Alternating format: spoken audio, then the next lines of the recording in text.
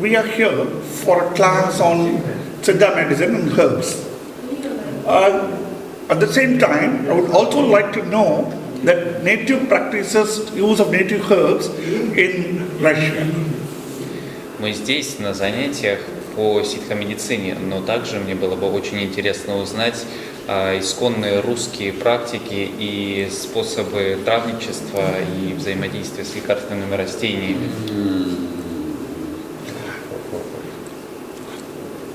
You come from a place which is quite far off, and you are from the village area, rural area, and you said that your father is a native healer. Is he practicing native medicine even now? Is he prescribing medicine? Is he giving medicines to people now? На знакомстве ты упомянул, что ты далеко отсюда, ты живешь не в городском районе, а в районе, который можно описать как сельская местность. И ты также сказал, что твой отец является травником и народным целителем. Он сейчас продолжает этим заниматься, продолжает ли он принимать людей, лечить их, выписывать им какие-то лекарства? Все так. Во-первых, я не совсем в сельской местности живу, я живу в городе. Просто не в самом городе, а на даче, рядом с городом. Это первый вопрос. А второй отец, да, к нему приходят люди, он делает лекарства, и люди выздоравливают. Это действительно так. Well, actually, he lives not in very remote village from the city, but in the suburban area near the city. And yes, his father, he practices traditional healings, and he works with Russian herbs. Russian herbs. Okay. Does he get his herb from his neighborhood, or he buys it from the shop? Твой отец, он сам собирает травы, либо он покупает их в магазине? Большую часть, конечно, он сам собирает, и если какие-то очень редкие травы не из нашего региона, он может и приобрести, купить.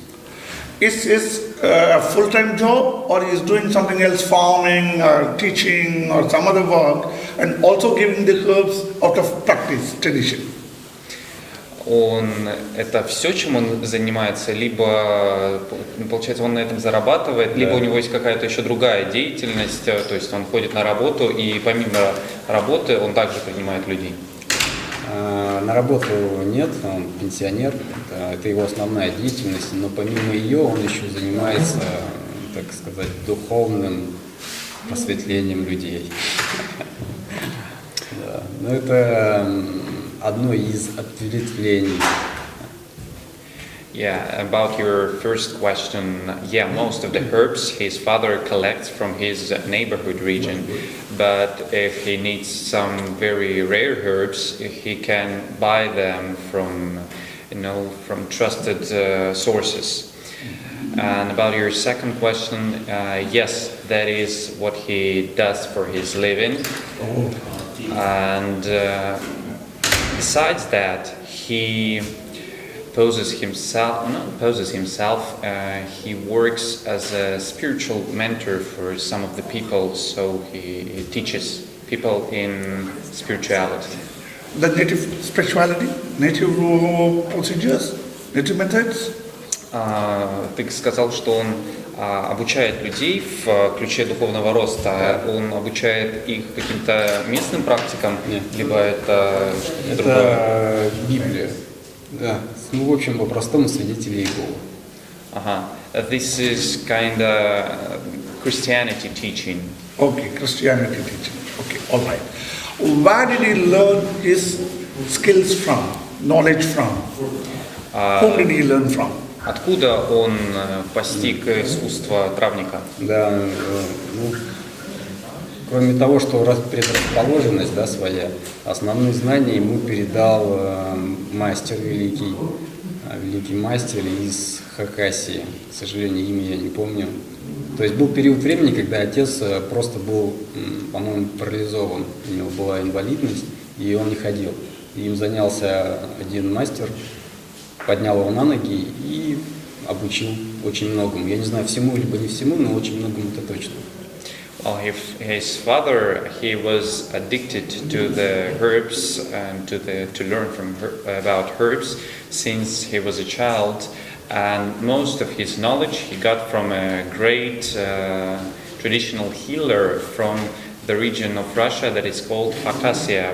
His father, there was a time that when he was paralyzed, and that traditional healer, he healed him, and since that time his father became his apprentice, and from him he got the most of his knowledge. Okay, his grandfather was not a traditional healer. Таким образом, это не передавалось по вашей родственной линии, то есть твой дед не был народным целителем. How many patients come to your father every day for treatment? Как много людей твой отец принимает в день в среднем? Немного. Когда как? Дело в том, что у нас очень сезонный городишко, и, например, зимой это может быть человек, наверное, 5, может быть даже 7. А если это какой-то летний период времени, то может быть 1 человек, может быть вообще никого не будет. Well, actually, it depends on the season. For example, at winter, he may treat 5 to 7 patients per day, and if we're talking about summer period, maybe 1 or 2 per day. Okay.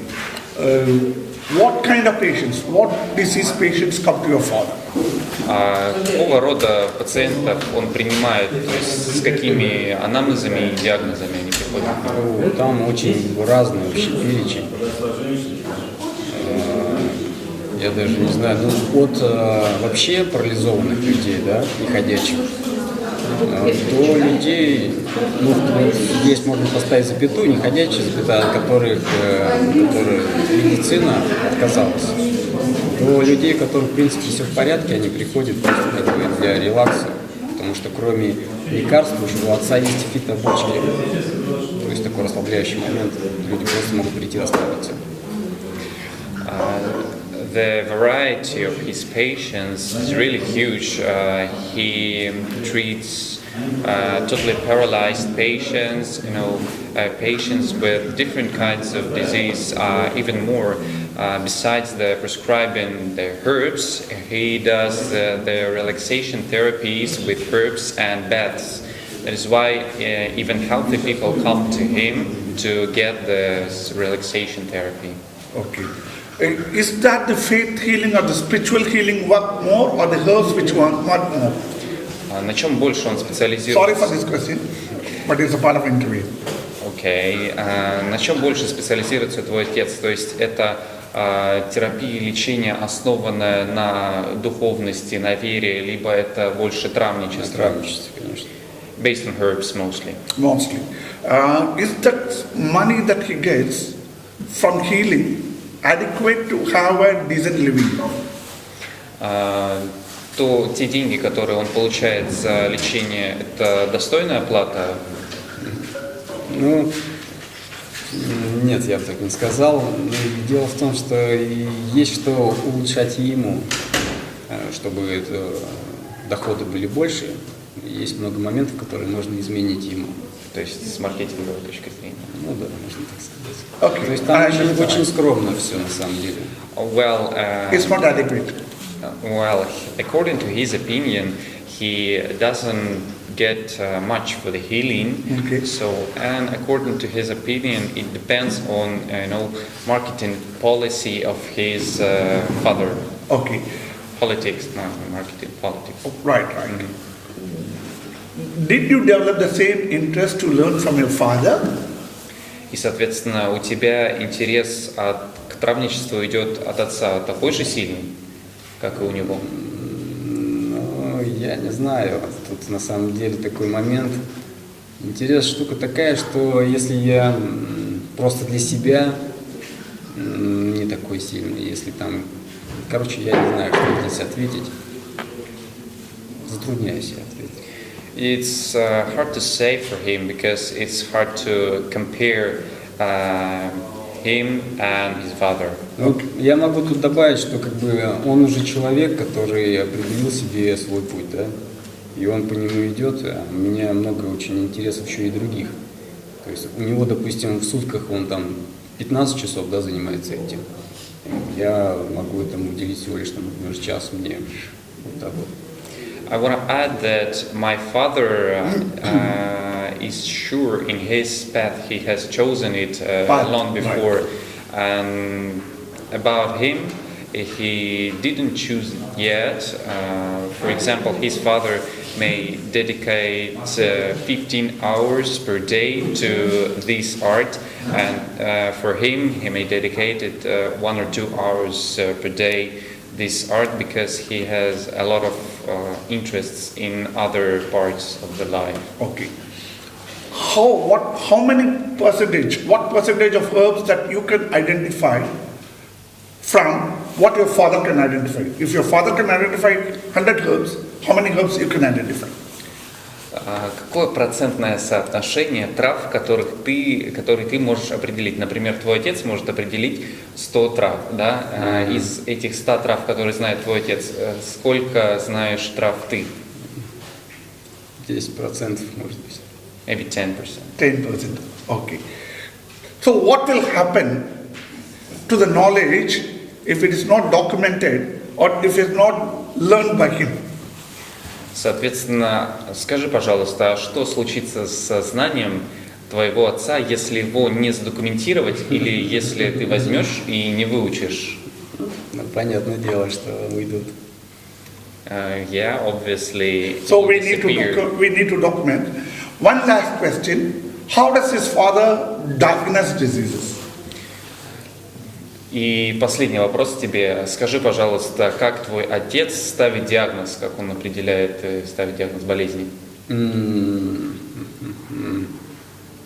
Чаще всего к нему люди приходят уже с диагнозами, от которых очень часто медицина отказалась. То есть их лечили, да, там залечили, диагнозы все есть, и все, и потом говорят, все, извините.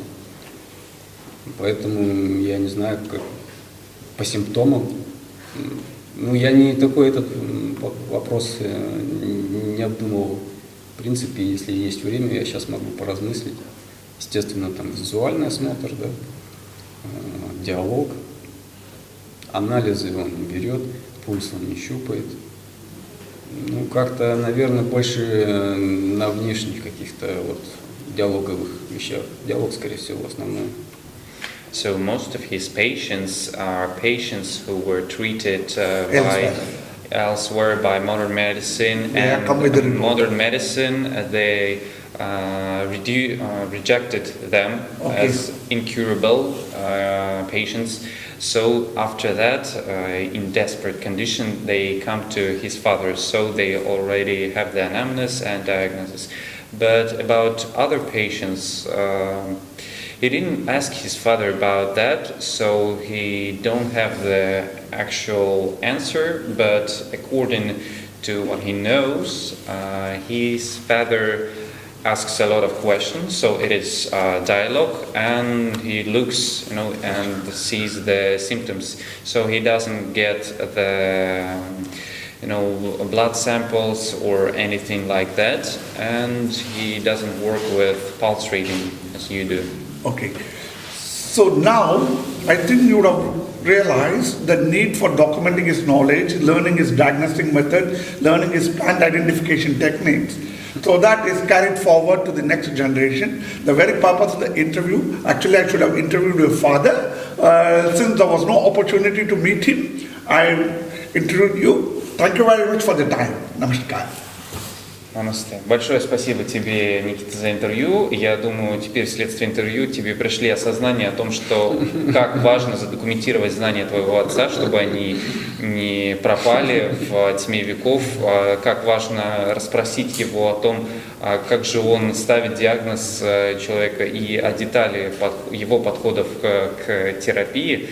Вообще, конечно же, он был бы счастлив взять интервью у твоего отца лично, но так как не было такой возможности, он взял интервью у тебя, и он еще раз благодарит тебя за твою помощь и содействие.